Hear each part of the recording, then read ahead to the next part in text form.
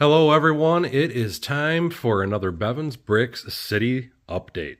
I want to start off by talking about this down here. In one of my previous videos, I started showing people how I was going to start putting an overhead power grid system throughout the entire city. And part of the reason why I have not continued doing any work on this or showing anything else that's going to be happening is I'm waiting on these little string parts. I ordered a bunch of these little string parts that I intend on using for being able to hook power from the power poles down to the trailers and other buildings throughout the city. And I did that almost 8 weeks ago. And because that is not a bestseller item on Lego's website, I am still waiting on those to be delivered, and that is kind of what the hold up is down here. Whenever I get those back though, I will be coming to this end of the table to do a lot more work and to fill in the greenery with some trees and other things. But let's get back to this end of the table. Last week, I had everything laid out on the table. Now I've got all my pieces kind of cut and filled in. I still got to do a little bit more fill in with the plates over here, but I've started to do some of the fill in down here for where the train tracks are. And one of the things I wanted to point out is I am doing some subtle elevation changes.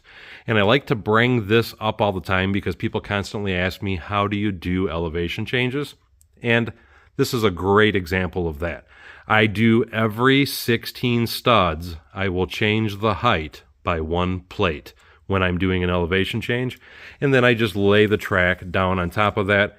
And it works really well because the train doesn't struggle when it's going over a very slight and slow elevation change like this. And that's really important to note because if you do a drastic elevation change, what would happen is your cars either come uncoupled or in a lot of cases, the wheels will start spinning and the train won't move. But another thing I wanted to touch on. After playing around with the track, I solved the issue on what I was talking about last week about possibly making a unique or special piece to connect my train track together. What I ended up doing is instead of having it come over, down, and then out this way, I just went ahead and went back to the old way of doing stuff with Lego, and what that is you've got to have 180 degrees of turn anytime you're doing a turnaround. Because on that end of the table, I have a 90-degree turn there and a 90-degree turn there. So in order to keep the tracks lined up, I had to do 180 degrees or 290 degrees, or in this case, what I did is a 45 and a 45, which gives me my 90. And then I have the other 90-degree turn to give me my 180. And by doing that, my track now perfectly aligns as it should.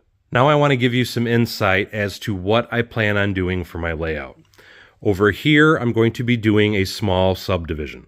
And if you've never seen or heard of this set, I just wanted to point out this is an awesome set to buy if you would like to make a small subdivision in your city. This build is perfect in size. I say this because number one, let's set it down here next to some of the trailers.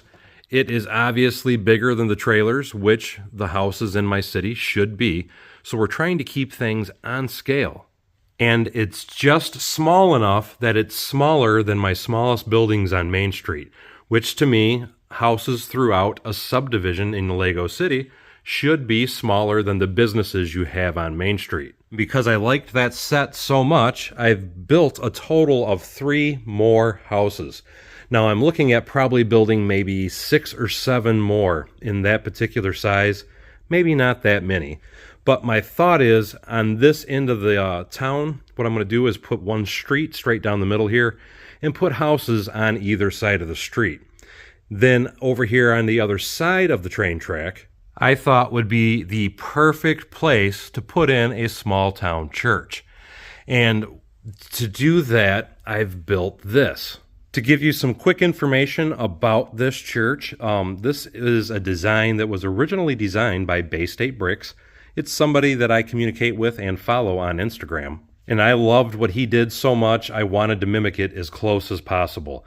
I've made a few very subtle changes, but the most noticeable change you'll see is I am using smaller windows, and I did shrink the build down about 6 studs in width and a total of 12 studs in length because I felt the original build was a bit large.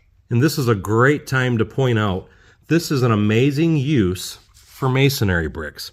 Anytime you're using masonry bricks, if you put them on the back side, you just get the lines that go from side to side. And just to show you, I did this on my houses as well because this gives the nice look of siding. I also use this technique on the trailers in my trailer park, and I think it adds a lot of character to a build.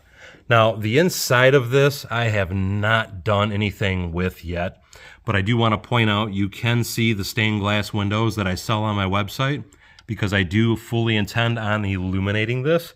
So this build will really pop once it's added to the city and the lighting has been added as well. I do also plan to make some other style houses besides just those, because with an old town, typically what you had is a variety of different architectures throughout the city's growth.